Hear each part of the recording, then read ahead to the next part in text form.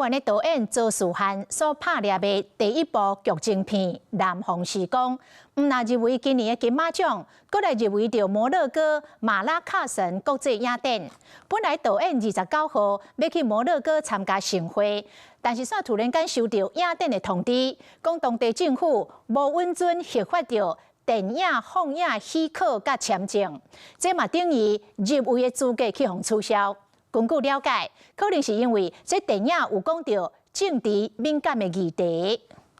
中共明天将举行飞弹试射的军事演习，李登辉总统也在今天密集参加各个团体举行的浮选造势活动。公报声放送，宣告演习总统直选特别稿。国片《南方时光》伫咧描述一位少年仔和处理人的冲突和和解，背景正正是台湾1996年的社会氛围。这个影片嘛入围第62届金马奖。我那时候在圣家堂上，当我的手机传来讯息，就大家跟我说恭喜恭喜，哇，那时候脑海中一片空白。那入围金马，南方时光嘛入围摩洛哥马拉喀什国际影展，不过就伫咧导演要飞过时，电影竟然叫当地的主办单位堵名。飞弹来的时候，躲在教室就不会死哦。最好的是，飞弹直接把学校炸，就不用来了。敢若是因为影片内底讲到敏感的台词，